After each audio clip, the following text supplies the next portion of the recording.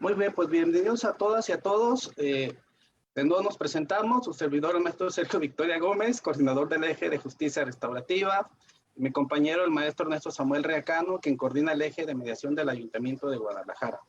Les comentaba que el Ayuntamiento de Guadalajara impulsa esta semana de la mediación porque debemos de llevar esta herramienta a la mayor cantidad de ciudadanos y de profesionistas posible, ¿no? ¿Por qué? Porque es mejor una sociedad que valora la reconciliación del perdón antes que el rencor y el castigo. La mediación es un elemento muy importante para la edificación de una verdadera paz positiva. Si buscamos crear un estado de paz, debe contar con condiciones de justicia y equidad, y para ello es necesario que el sistema de justicia fomente esta herramienta, como es la mediación, y debe ser prioritario para que el gobierno lo fomente, y una ciudadanía que esté educada en competencias de diálogo, empatía, cooperación y construcción de acuerdos. Brindamos pues este taller buscando contribuir a la resolución positiva de conflictos, a la cultura de paz desde la mediación. Por ello, el día de hoy tenemos una gran ponencia, como lo han sido todas las de esta semana de la mediación, llamada Perfil por Competencias en la Dirección de Procesos de Mediación, la cual es en colaboración con el Centro Integral de Resolución de Conflictos CIREC de Costa Rica, que es coordinado por nuestra amiga, la licenciada Lindsay Tencio Villafuerte, a quien le enviamos nuestro agradecimiento y un caluroso agradecimiento. Pasamos, maestro Ernesto Samuel, a presentar a la ponente del día de hoy.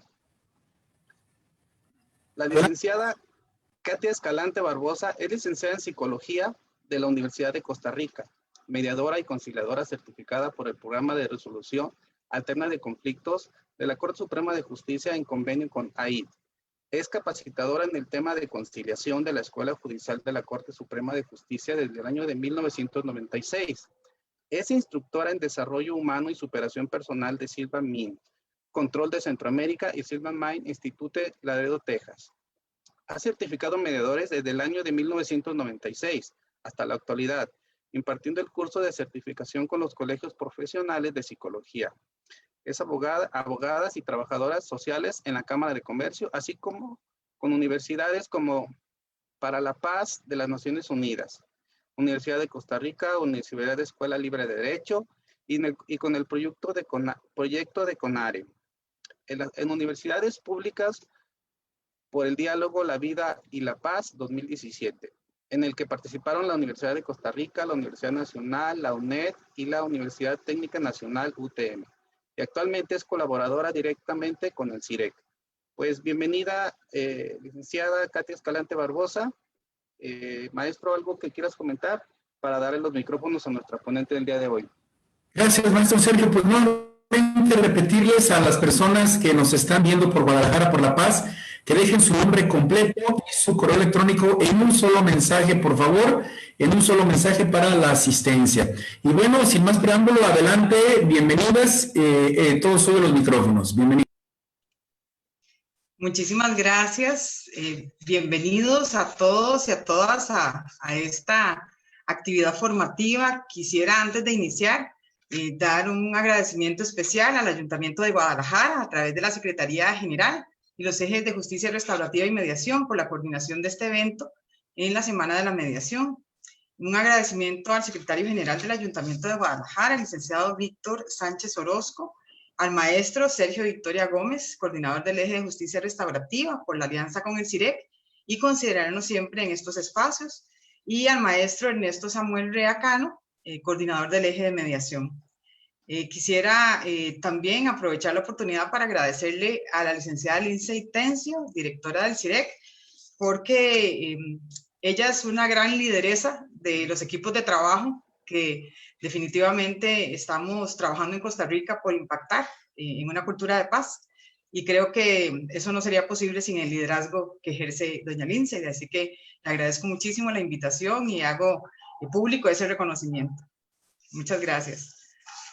Vamos a empezar con nuestra conferencia el día de hoy. Si a ustedes les parece, podríamos esperar como a terminar la conferencia, porque no quisiera, vamos a ver, les voy a contar algo, me voy a confesar con ustedes. A mí me encanta, amo el tema de mediación.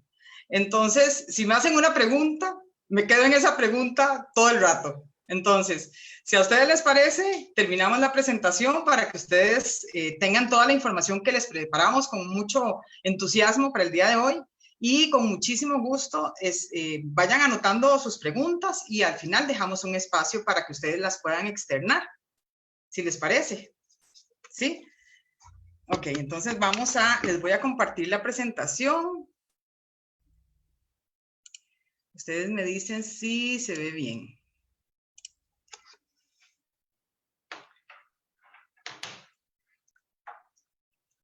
¿Sí? ¿Sí la logran ver? Sí. ¿Sí? Ok, perfecto.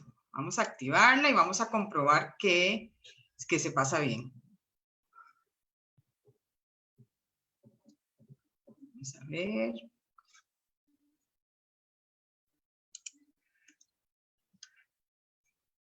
¿Sí la estamos viendo ahí? Vamos a pasar la primera. ¿Sí pasó? Perfecto. Entonces, vamos a empezar por el título, ¿verdad? Cuando nosotros hablamos de un perfil por competencias en la dirección de procesos de mediación, estamos hablando de una gran responsabilidad para las personas que dirigimos procesos de mediación. Y antes de iniciar con algunos presupuestos relacionados precisamente con ese perfil por competencias, yo quisiera que trabajáramos algunos mitos que estoy totalmente segura que todas las personas que trabajan en mediación compartirán conmigo. Entonces es un poco como para buscar consenso con respecto a que para poder hablar de la mediación como un procedimiento estratégico, tenemos que empezar por traernos abajo esos mitos asociados a la mediación. Entonces nos vamos a encontrar con que uno de los mitos es que es una práctica informal. Entonces hay gente que tiene la idea de que cualquier persona puede mediar. Con un poquito de disposición. Hay gente que incluso dice, es que yo nací mediador o nací mediadora. Claro, divino, si la persona tiene vamos a ver, una forma de ser, una personalidad propicia para este tipo de procesos.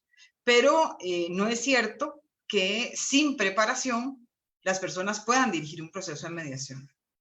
Este es el tercer mito, justamente, que no se requiere formación porque hay disciplinas que habilitan para mediar. Entonces, vamos a ver, nos vamos a encontrar este mito dentro de la psicología, ¿verdad? Hay psicólogos o psicólogas que dicen, no, es que como yo soy psicóloga, entonces yo soy una mediadora ya formada. Igual nos encontramos en el campo del derecho, de la sociología, del trabajo social, incluso en muchas otras disciplinas, donde por tratarse de, vamos a ver, de formaciones que de alguna manera relacionan a las personas con la solución de conflictos, se parte del supuesto de que la profesión en sí misma me permite, me habilita para conducir estratégicamente un proceso de mediación. Otro de los mitos es que el rol de la persona que media consiste solo en moderar. Y yo sé que si hay personas acá, que sé que lo hay, que dirigen procesos de mediación, esto les puede causar risa, ¿verdad? Hay gente que dice, no, es que es solo como dar la palabra, más o menos, ¿verdad? Como usted que plantea y a usted que le parece, y qué pena que coinciden o qué dicha que coinciden, ¿verdad? Entonces, el rol de la persona que media es muy complejo y lo vamos a ver ahora con el repaso que vamos a hacer de las competencias que se supone debe tener un perfil ideal para la conducción de un proceso de mediación. Y el otro mito es que solamente las personas profesionales en derecho pueden ser mediadoras. Nos vamos a encontrar normativa en diferentes países y en la experiencia comparada nos dice que efectivamente hay algunos campos que limitan la posibilidad de mediar o conciliar a profesionales en derecho. Vamos a ver, las normativas más modernas tienen un enfoque multidisciplinario. Eso significa que reconocen el valor que las diferentes disciplinas aportan en la conducción de procesos de mediación. Lo que sí es cierto es que un sistema o un centro de mediación no puede funcionar sin asesores legales, que eso es diferente. Asesores legales que le den legitimidad al acuerdo y que obviamente puedan cumplir con los requisitos legales que establece el funcionamiento propiamente de un centro de mediación. Entonces vamos a partir de una premisa fundamental. Se requiere un perfil por competencias para poder dirigir procesos de mediación. Y entonces vamos a hacer un repaso, porque yo sé que ustedes lo saben, de a qué nos referimos con competencias. Entonces vamos a encontrarnos una definición de Ana María Catalana, una de las expertas en el tema de diseño curricular basado en competencias, que nos dice que es un conjunto identificable y evaluable de capacidades que permiten desempeños satisfactorios en situaciones reales de trabajo de acuerdo a estándares históricos y tecnológicos vigentes. Vean que esta definición de Ana María Catalano es del 2004, cuando tuvo un boom todo lo que era el trabajo de formación por competencias. Y vean que a pesar de ser un concepto que nos remite al 2004, vean qué actualizado está con respecto a los estándares históricos y tecnológicos. Creo que antes de la pandemia, probablemente esta frase no tendría tanta relevancia como lo tiene hoy. Entonces, si revisamos ese concepto, nos estamos dando cuenta de que estamos hablando de capacidades que las personas tienen. ¿Para qué? Para poder hacer bien algo, o sea, desempeños satisfactorios. Situaciones reales de trabajo, bueno, las situaciones reales que nos exigen el campo nuestro la mediación. ¿Qué son estándares? Son todas aquellas experiencias teóricas y prácticas, todos los estudios y toda la investigación que se ha hecho en mediación que nos permite decir que hay estándares. Entonces, si por ejemplo nosotros decimos, bueno, es que una mediación perfectamente puede hacerse en 10 minutos. Bueno, hay un estándar histórico que dice que para la mediación hay que requerir tiempo. O sea, para poder hacer una mediación hay que requerir de suficiente tiempo. Las partes necesitan suficiente tiempo para mediar. Y yo les pregunto lo siguiente. Para decisiones que son a veces, de repente, no tan relevantes en nuestra vida, nosotros tomamos mucho tiempo. De repente, por ejemplo, para comprar un saco, para comprar una computadora, ¿ustedes toman una decisión como esas en 10 minutos? Difícilmente. Se averiguan, investigan, le preguntan a personas expertas si esta sirve, si no sirve, cuántos megas tiene, qué capacidad, ¿verdad? Todo nosotros averiguamos y probablemente vamos a ir y vamos a conocer diferentes computadoras para saber cuál es la que más nos conviene. Entonces, no es cierto que para que las personas tomen decisiones que muchas veces cambian sus vidas, necesiten poco tiempo. Entonces, a eso me refiero con estándares. La mediación tiene estándares históricos que nos permiten definir que hay una ruta a seguir dentro de la mediación que requiere no solamente de procedimientos y de técnicas y estrategias, sino de un perfil de la persona que está dirigiendo ese proceso. Entonces, ¿qué ponen las partes en nosotros y en nosotras, las personas que mediamos? Ponen muchas veces su familia, sus bienes, su estabilidad emocional, su estabilidad comunal, su presupuesto. La gente pone en nuestras manos temas que son muy relevantes para su vida. Lo mínimo que podemos ofrecerles es el mejor perfil en esa persona que estamos pensando en que nos va a ayudar. Entonces ya nos vamos a dar cuenta que no solamente es una exigencia que deberían de tener todos los centros de mediación o todos los sistemas de mediación, sino que debería de ser una exigencia personal. Yo debería de preguntarme, ¿estoy realmente capacitada o capacitado para ofrecerle a estas personas un procedimiento que les puede llegar a cambiar la vida? Esa es una pregunta que yo me tengo que hacer. Entonces, siempre nos vamos a estar refiriendo a estándares. A eso hace referencia a las competencias. Entonces, en la definición de competencias se integran necesariamente el conocimiento y la acción. Tenemos acá parte del concepto que nos dice Ana Catalano, dice la capacidad de movilizar conocimientos y técnicas y de reflexionar sobre la acción. Por eso es que en la mediación nunca dejamos de aprender. Cada caso que nosotros dirigimos nos enseña sobre cómo hacerlo mejor y definitivamente cómo establecer procesos de mejora en nuestra ejecución. Es también esa capacidad de construir, dice Ana Catalano, esquemas referenciales de acción o modelos de actuación que faciliten las acciones de diagnóstico o de resolución de problemas. Vea que ya Ana Catalano nos hablaba de modelos.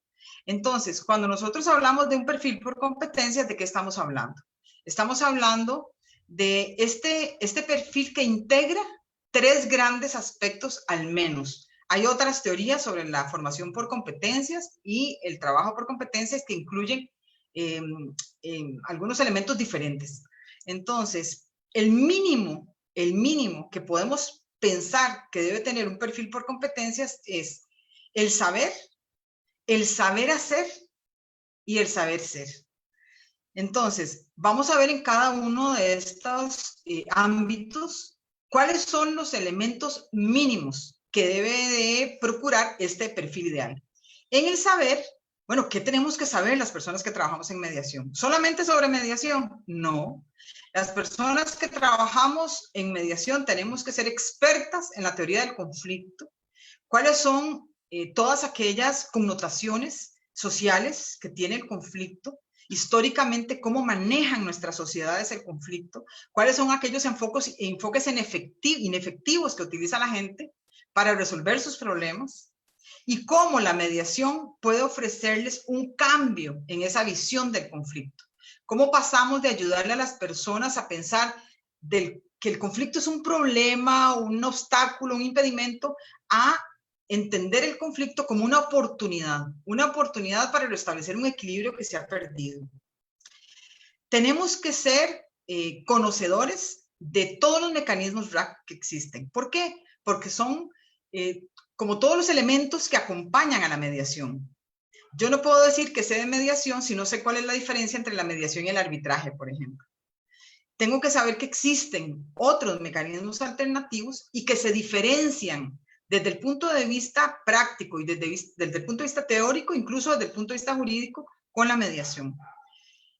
Tenemos que ser expertos y expertas en negociación. Y ustedes van a decir, bueno, ¿por qué? Si yo voy a dirigir procesos de mediación, ¿por qué tengo que saber sobre negociación? Bueno, este punto, desde mi visión, es uno de los puntos medulares para garantizar una mediación realmente estratégica que atienda las necesidades de las partes y que a la vez esté asociada con la generación de elementos para una cultura de paz.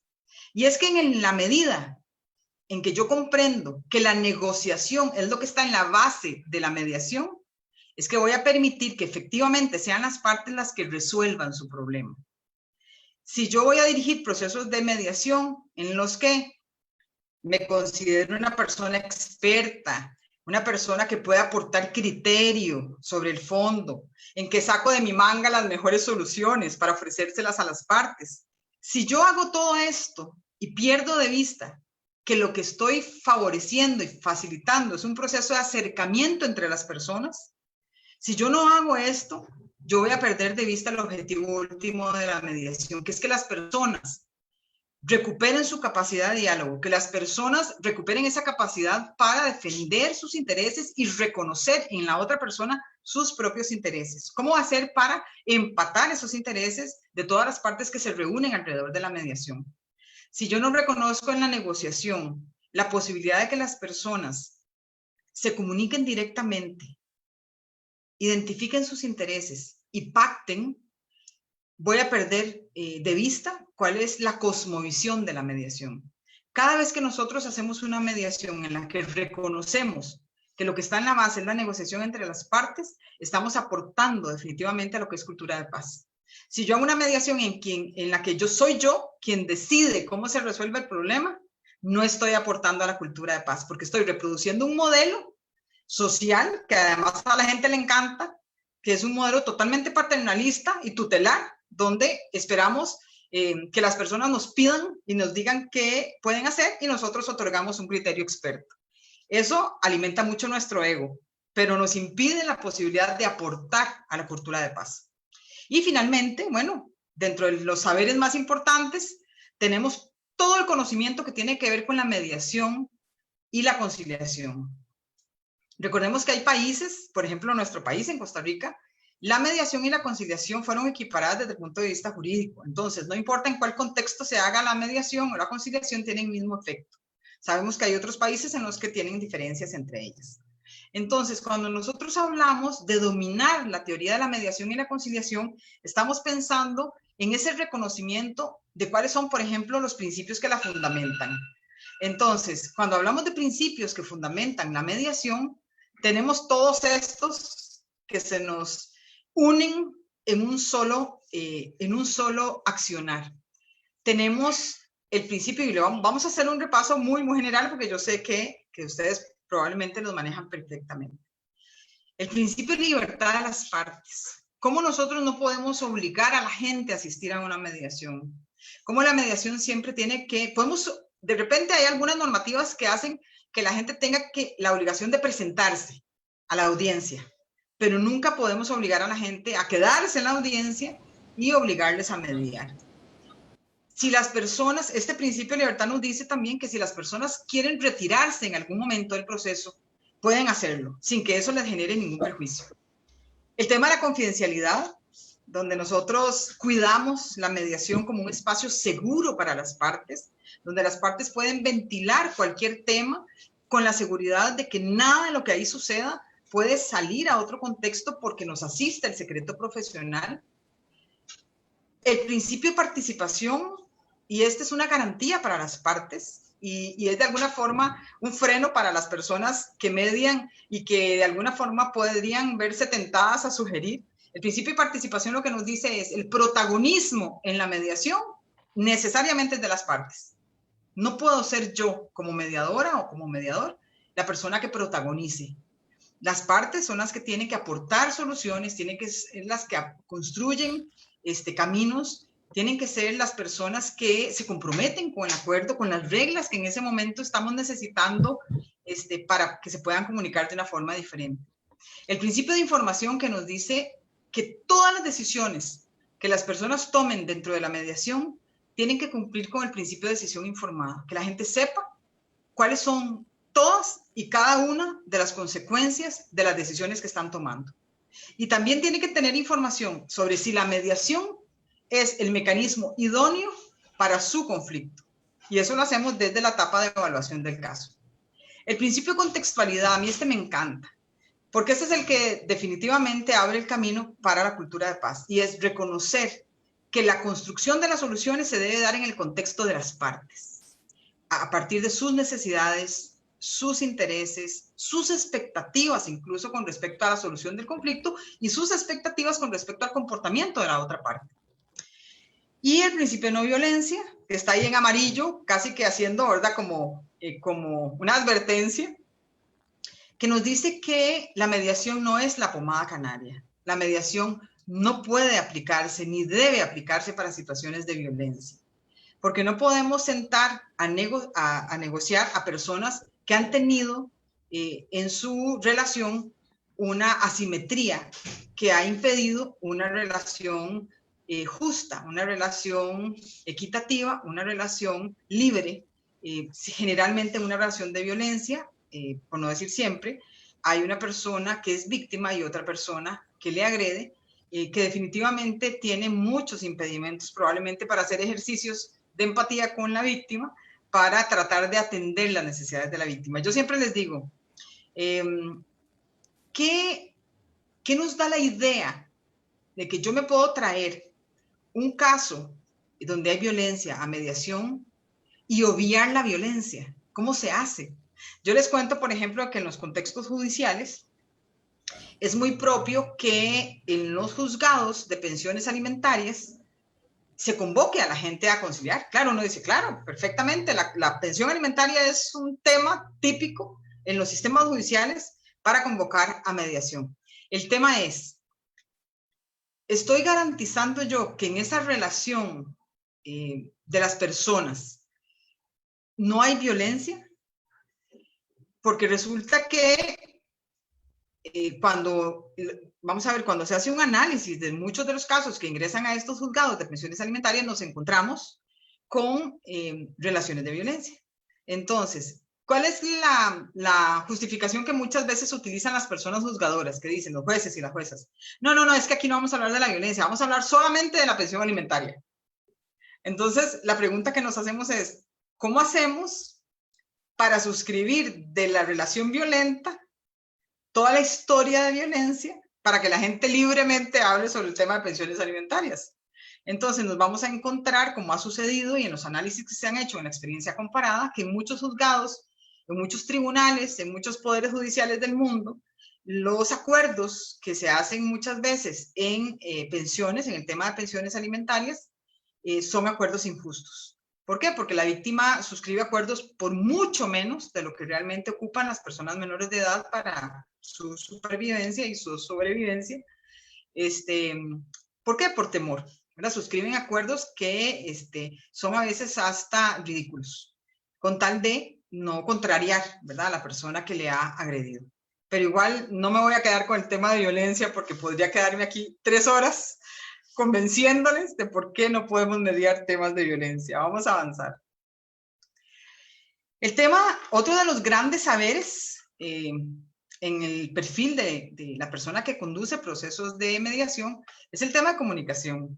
Tenemos que ser expertos y expertas en conocer cuáles son los modelos de comunicación, superar los modelos tradicionales, como el famoso modelo de información que nos habla de un emisor y de un receptor y de un canal, ¿verdad? Que tengo que decirles y confesarles que lastimosamente en nuestro país todavía forma parte de la educación primaria. Es un modelo que reproduce una estructura vertical, es un modelo que no permite una interacción en el plano de la horizontalidad. Y bueno, tenemos que saber que hay otros modelos, como el modelo de interlocución, que nos desarrolla Calvelo Ríos. Yo les recomiendo que lo busquen. Calvelo Ríos nos habla del modelo de interlocución como ese modelo en el que todas las partes se ubican en un plano de horizontalidad para poder conversar, para poder transar. Nadie tiene una posición de poder, no hay alguien que emite un mensaje y otro que lo recibe por allá, sino que todas las personas interaccionan a un mismo nivel y con una misma posibilidad de aportar al proceso comunicativo. Tenemos que trabajar muchísimo y saber muchísimo sobre lo que nos aportan los diferentes tipos de lenguaje, el lenguaje verbal, el lenguaje no verbal, el lenguaje paraverbal, porque sabemos que mucho de lo que nosotros decidimos dentro de la mediación, de cómo dirigir el proceso, tiene que ver con lo que las partes nos están diciendo a partir de, no lo que dicen necesariamente, sino de lo que dice su cuerpo, sus gestos, sus posiciones, el tema de la inclinación, el tema de la proximidad. Y cuando nosotros manejamos todos estos elementos, vamos poquito a poco identificando la forma en que las personas se están involucrando dentro del proceso de resolución del conflicto. Tenemos que tener un nivel de atención muy importante, y eso es básico en la comunicación. Atención significa fijar mis sentidos físicos, o sea, poder ver y atender a la gente, y fijar mis sentidos internos. Esto es parte de la comunicación. Interesarme por lo que las personas nos están diciendo. Y definitivamente, y lo dejé de último porque para mí es lo más importante, el tema de escucha. Definitivamente el poder manejar técnicas específicas de escucha es fundamental.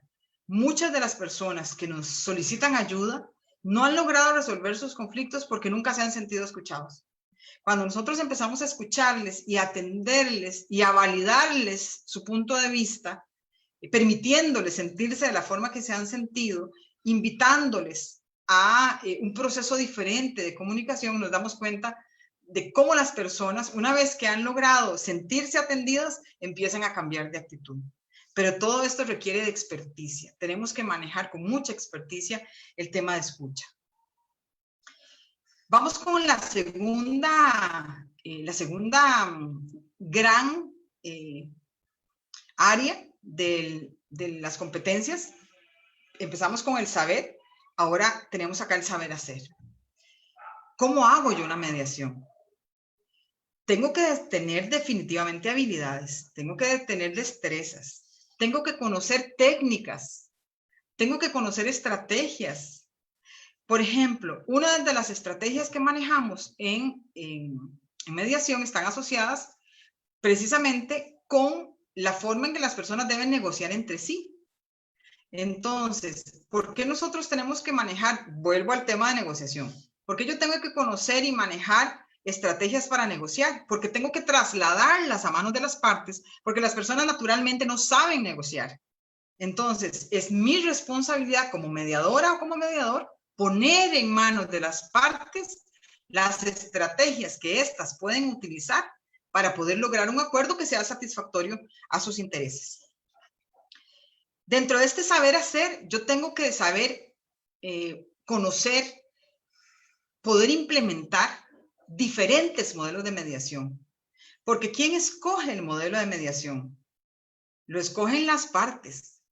Son las partes las que definen, por ejemplo, si vienen ellas solas, si vienen con sus abogados y sus representantes legales, si quieren venir con una persona más, si hay alguien más involucrado en el conflicto que debería de participar, si la persona no se siente bien solamente con un mediador o mediadora, si se siente mejor con dos. Por ejemplo, en materia de familia, a las personas les gusta mucho que haya parejas de mediadores y mediadoras, digamos, hombre y mujer. ¿Por qué?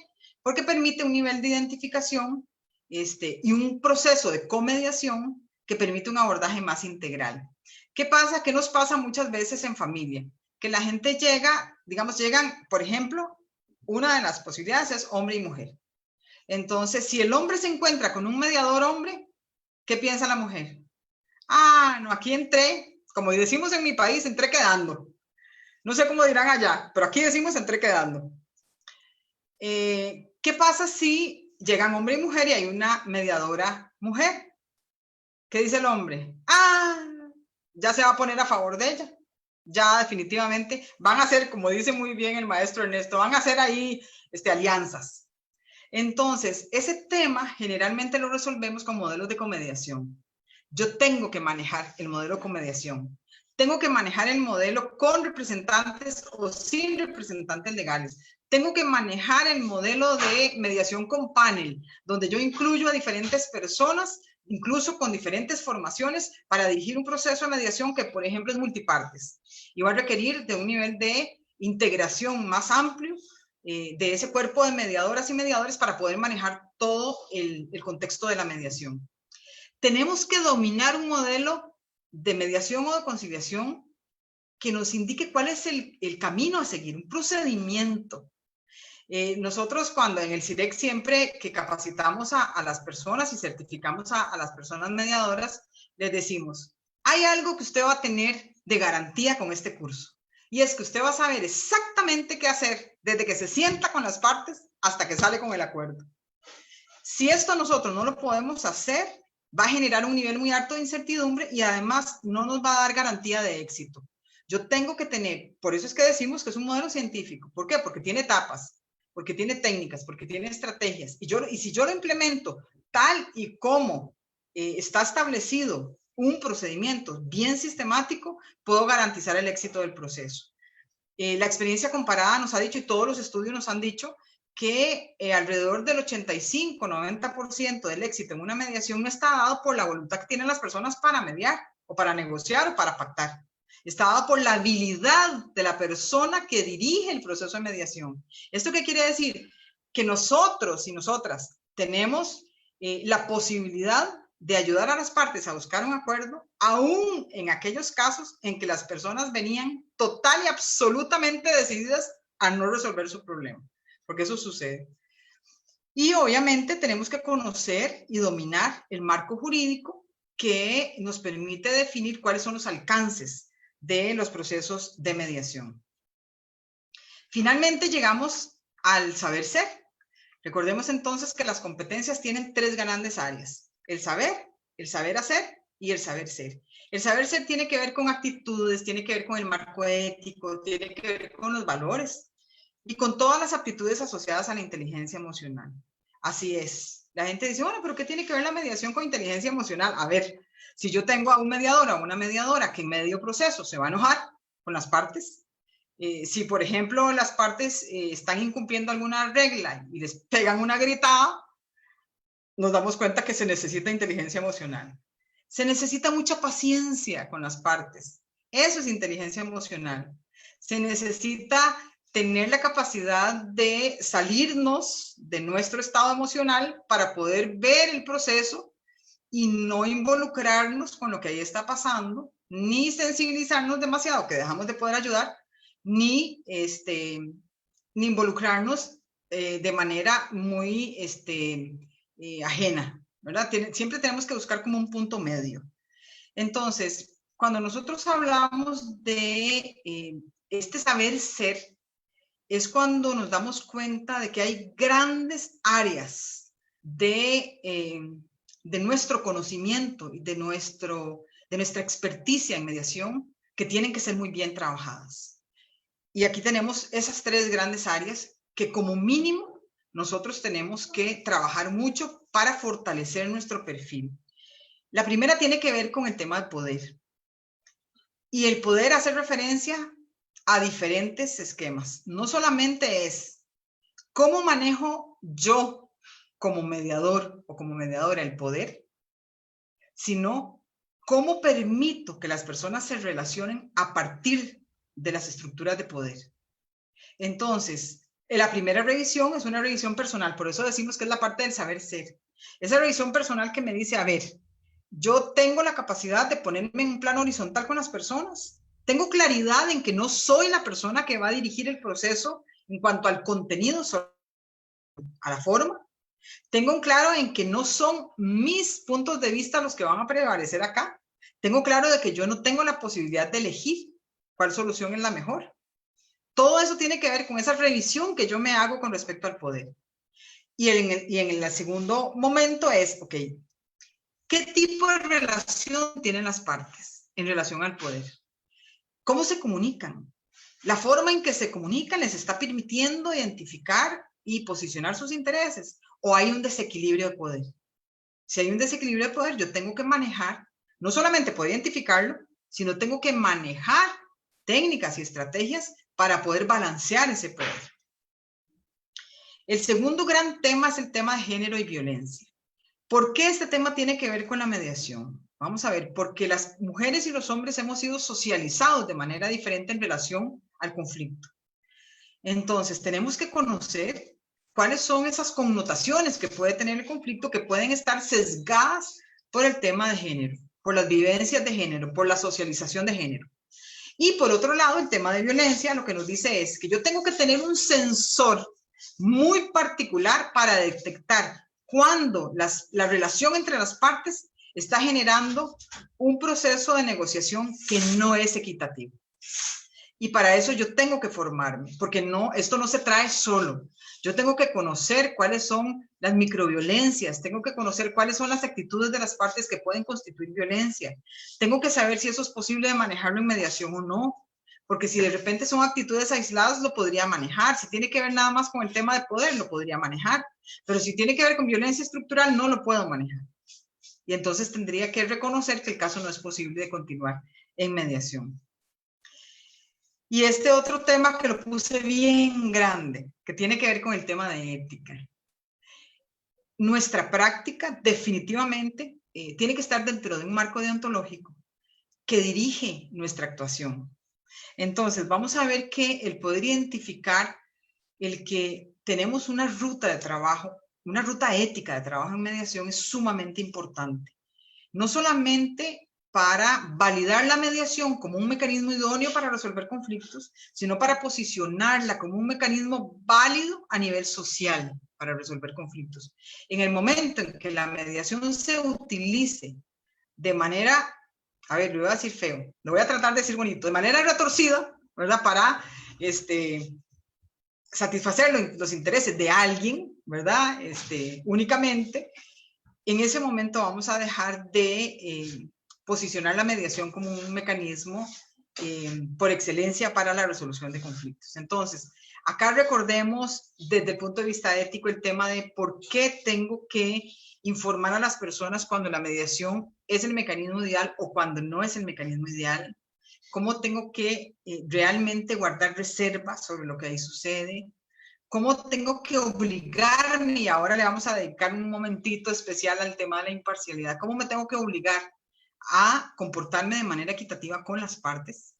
Cómo tengo que identificar si hay algún conflicto de interés que me genere o el conflicto o las partes, alguna de las partes en sí.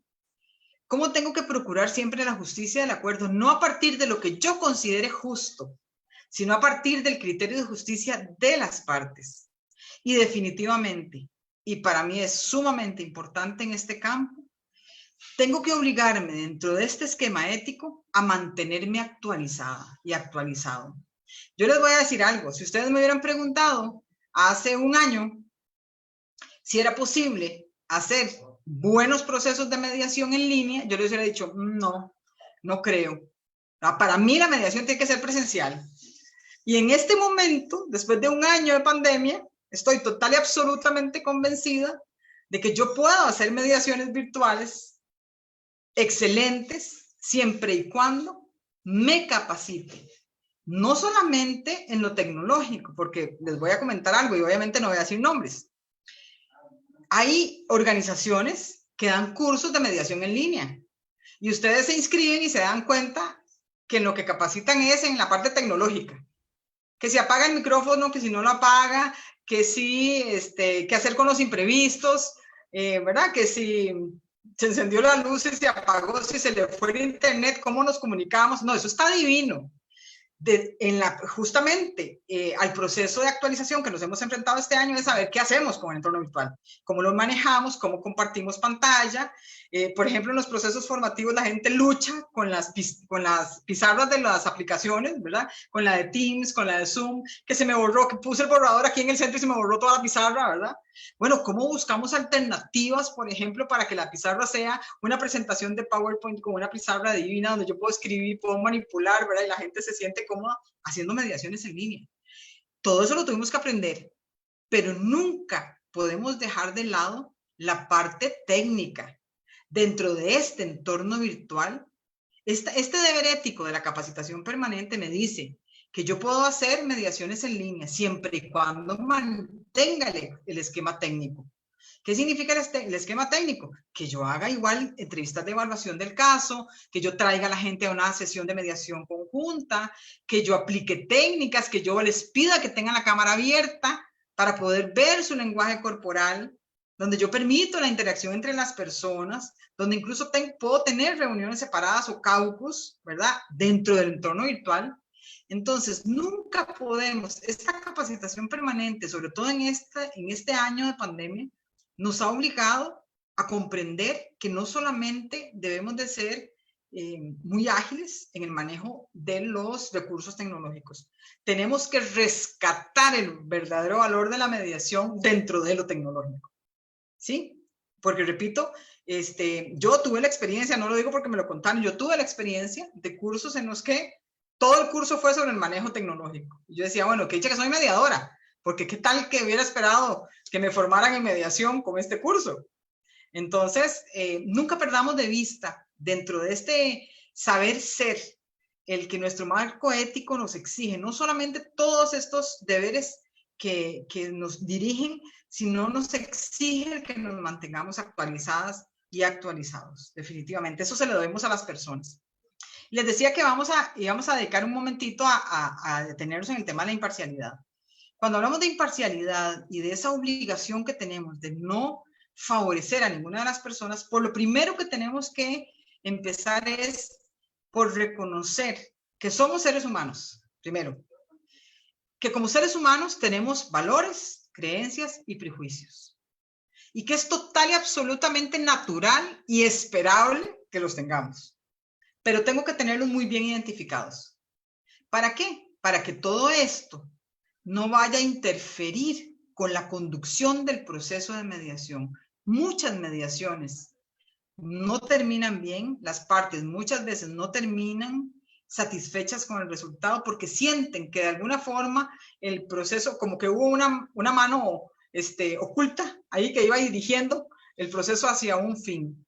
Que de alguna forma la persona que dirige la mediación procuró un determinado resultado. Y eso es probablemente por el tema de los valores y de las creencias no identificados, no bien identificados. Entonces, ustedes pueden decir, bueno, pero entonces, ¿qué hago con mis valores, con mis creencias, con mis prejuicios? Bueno, yo los tengo claros.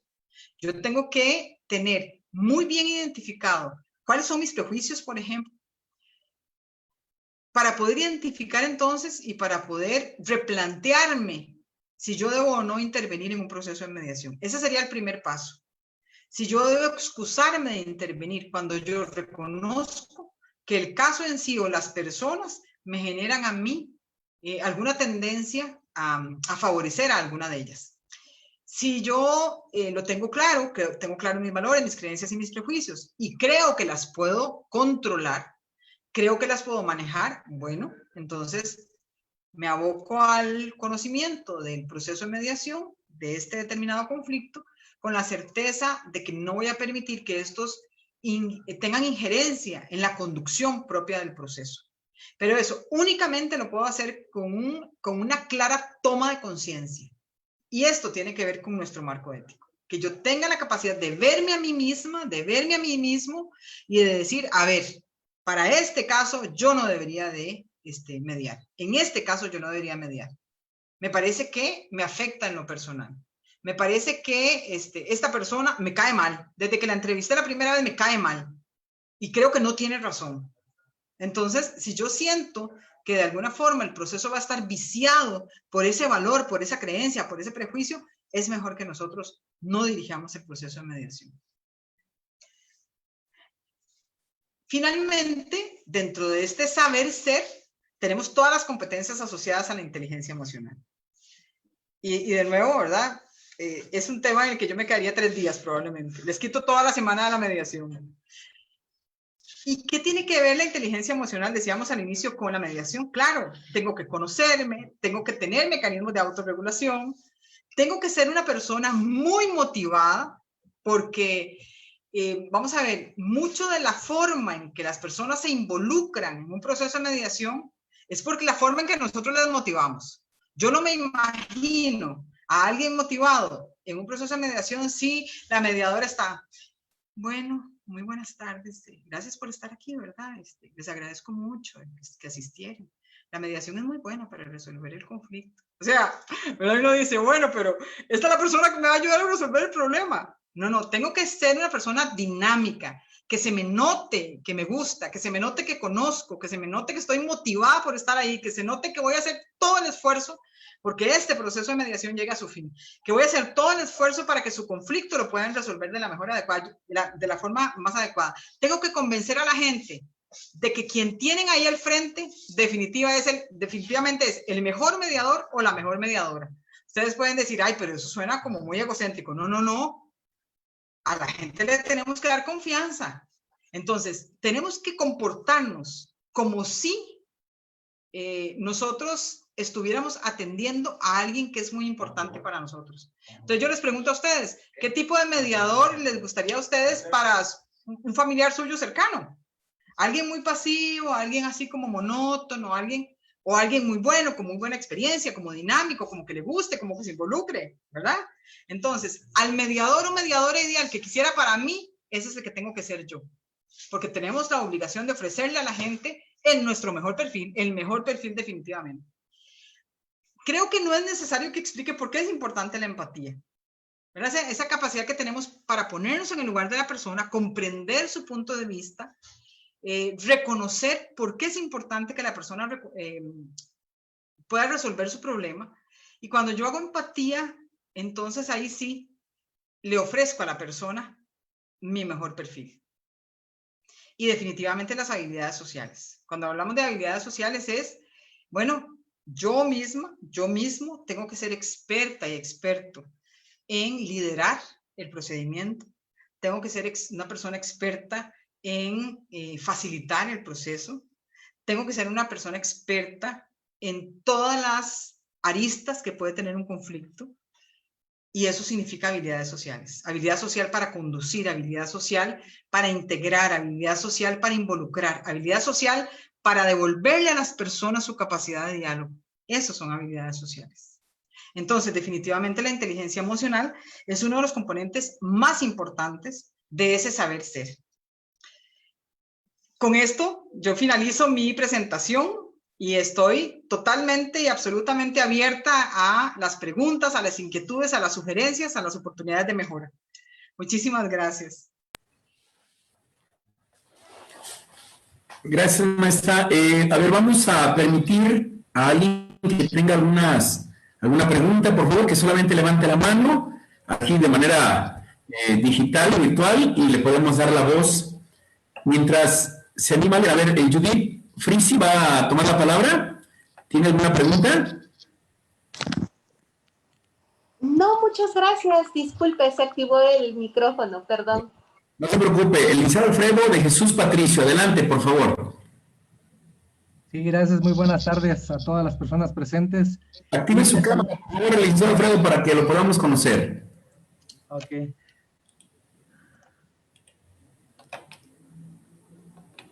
Adelante, por favor. Gracias, Lic. Licenciada Katia, muy buenas tardes. Saludo desde la Ciudad de México.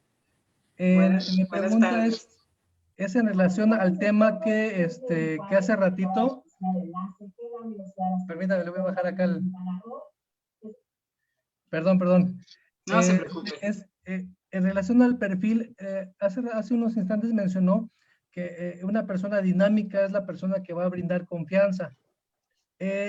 No sé hasta qué punto sea conveniente esta parte, porque ya ve que hay personas que son muy pasivas y que requieren tal vez una persona que sea pasiva. Hay otras personas que son muy activas y que efectivamente requieren una persona activa. No sé si de entrada se podría analizar realmente el perfil de la persona o de las personas a las cuales vamos a mediar, o en un momento dado uno entrar, pues yo soy dinámico y le entro así. ¿No sería contraproducente, licenciada? Le agradezco mucho la atención y muy buenas tardes. Con mucho gusto. Alfredo, vamos a ver. Cuando yo les hablo de motivación y de dinamismo, es porque el proceso de mediación es un proceso extenso y es un proceso que requiere de un nivel de involucramiento muy importante de las personas. Entonces, nosotros siempre tenemos que, obviamente, adecuar nuestro ritmo a las partes. Claro, yo tengo que comprender cuando las personas tienen diferentes formas de caminar, ¿verdad? En el sentido metafórico, cuando las personas tienen diferentes formas de avanzar. Cuando yo hablo de motivación, hablo de esa forma en que involucramos a las personas con el proceso, la forma en que yo les vendo la idea de la mediación. Y lo que hacemos es enamorar a la gente de la mediación. Yo no puedo enamorar a las personas de la mediación y darles, porque se los voy a decir con toda certeza, cuando nosotros dirigimos un proceso de mediación, ¿qué le estamos dando a la gente? Le estamos dando esperanza, le estamos dando una oportunidad, le estamos dando la oportunidad ¿de qué? De redescubrir su capacidad para dialogar. Entonces, desde mi punto de vista, se requiere como un mínimo de motivación para poder involucrar a las partes. A partir de ese mínimo, digamos que podríamos subir o bajar dependiendo de las características de las personas involucradas en el proceso. Mi experiencia ha sido, por ejemplo, que gente muy pasiva sí necesita de un nivel de motivación muy importante para participar activamente de la mediación. Y son personas que a veces ¿verdad? Tenemos que al principio como casi que sacarles, como decimos, con cuchara, ¿verdad? Las palabras, pero el proceso de construcción del conflicto es muy difícil hacerlo si las personas no se involucran. Entonces, obviamente podemos, vamos a ver, yo no sé si fue Alfredo que lo asusté, me dice, esta mujer tan eléctrica es capaz, ¿verdad? Que va a tener a la gente como eléctrica en la mediación. Bueno, mi estilo, yo lo he tenido que ajustar en muchas ocasiones dependiendo del caso, pero yo manejo un mínimo.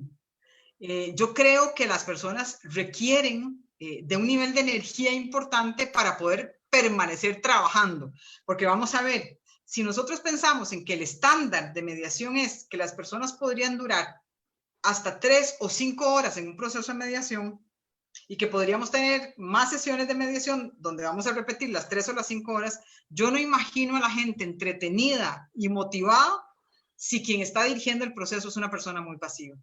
Eso respetando obviamente el criterio de ustedes, ¿verdad? Pero esa es mi experiencia y lo que yo he podido descubrir que funciona mejor, ¿verdad? Vamos a, obviamente, a respetar los estilos. Las personas tienen estilos diferentes, pero yo mantengo la idea de que necesitamos un mínimo de dinamismo para poder dinamizar el proceso. Excelente, doctora. ¿Alguien más que se anime a hacer una pregunta? Mientras levanta la mano, doctora, me gustaría compartir con ustedes algunos de los comentarios. Bueno, en general, felicitarla. Mencionan que es muy interesante. A muchos que creo que se están empezando a dedicar o que están empezando a conocer este tema de la mediación, les orientas, nos has orientado, doctora. Pero hay algunos que dicen, por ejemplo, es importante ser acertado en las palabras en una mediación. Hay alguien más que dice que apoya la idea de que la negociación es básica toda vez que da una certeza a un buen acuerdo y ahorraría, dice, mucho tiempo dentro de la mediación. También hay quien nos dice que se debe de tener las actitudes y aptitudes para trabajar la mediación. Y ahorita que tú comentabas, doctora, precisamente bueno, nos hiciste un comentario a tu último comentario que dice que es por eso lo importante de tener vocación para hacer soporte entre las personas, ¿no? Así es. Los comentarios. Perdón, ¿hay alguien más que quiera hacer alguna pregunta, por favor? ¿Alguna intervención? Hola, buenas tardes. Sí, adelante, por favor. Pues yo nada más quisiera, me presento Lickmi Saray Gómez. Interesante, muy interesante todo, excelente conferencia. Nada más quisiera ver si nos pudiera compartir algo de material o de bibliografía en lo del tema de comunicación, cómo manejar el lenguaje, los modelos de la comunicación, atención y escucha, por favor.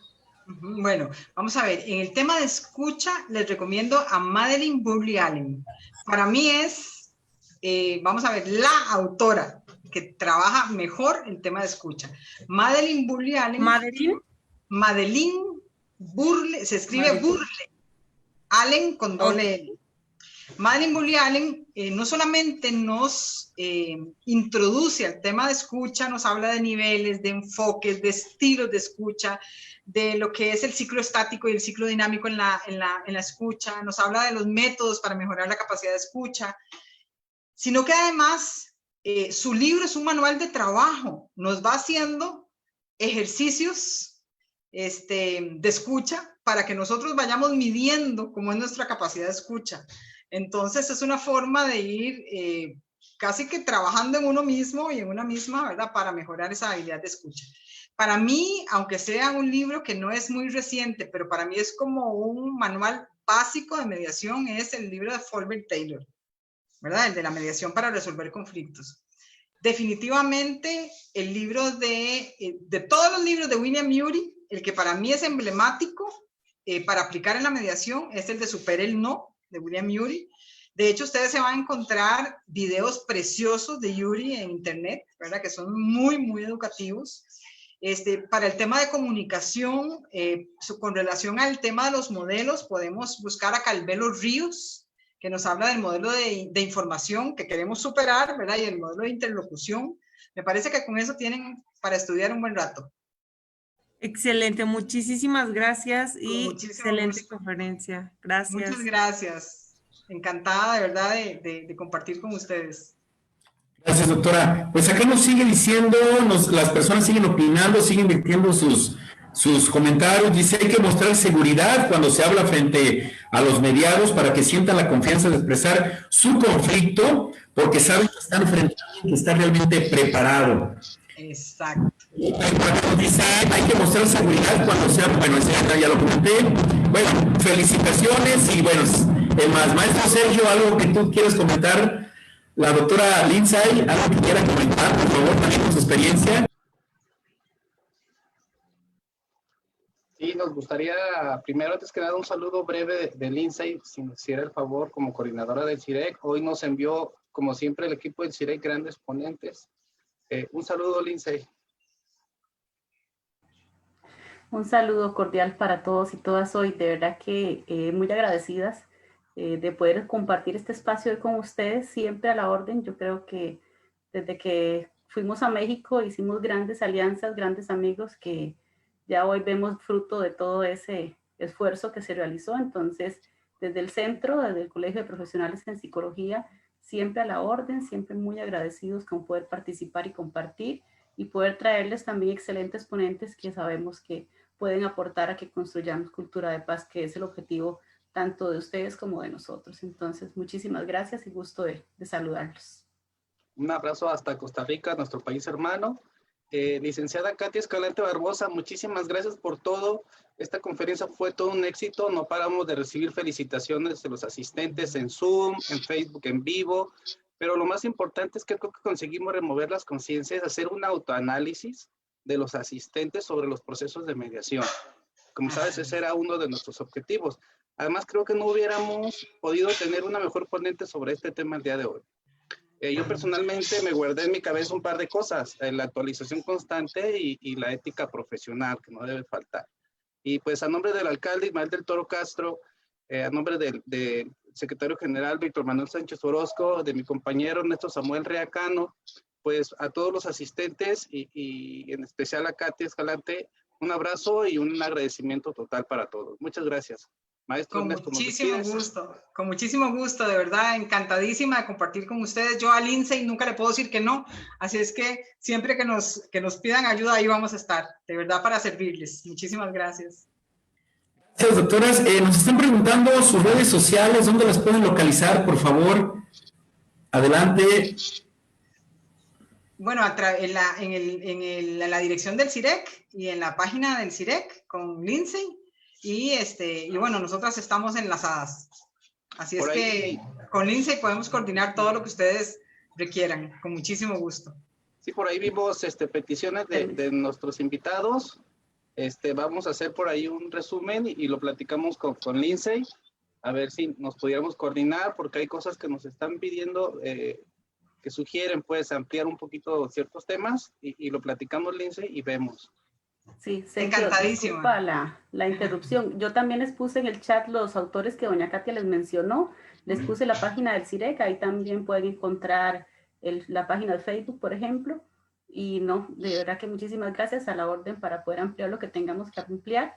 Y el reconocimiento también de parte del centro y del colegio para doña Katia, porque como ella dice, nunca nos dice que no, ¿verdad? Entonces siempre está con una gran disposición para colaborarnos. Entonces, de admiración y respeto también, doña Katia. Con muchísimo gusto. Ustedes saben que pueden contar conmigo y es un tema que me apasiona, así es que nunca puedo decir que no. Muchas gracias, doctora. Muchas gracias, maestro Sergio. Y bueno, ya lo decía maestro Sergio, a nombre del Ayuntamiento de Guadalajara, a través de la Secretaría General y de los ejes de justicia restaurativa y de mediación, agradecemos la presencia de todas y todos y cada uno de ustedes aquí en esta reunión el día de hoy. Invitándolos para que el día de mañana, en punto de las 4:30, retomemos ponencias. Mañana es jornada doble. Mañana incluso participa su servidor con un tema muy interesante, la ejecución precisamente de los convenios de mediación. ¿Qué pasa cuando hay un incumplimiento en un convenio de mediación? Vamos a ver el día de mañana, y también un conversatorio a nivel internacional, también las dos actividades por la tarde. No se les olvide, especialmente a los que nos siguen a través de Guadalajara por la Paz, de entrar al video de cada una de las conferencias y poner su nombre completo el nombre, por favor, y un correo electrónico en el mismo mensaje. Eso es muy importante para nosotros, poder hacerles llegar su respectiva constancia. Bueno, pues nuevamente a todos y a todas, muy buenas tardes, salud y cuídense, no salgan, y si salen, usen cubrebocas. Muchas gracias y hasta luego. Gracias. Adiós. Muchas gracias, maestro. Gracias. Con muchísimo gusto.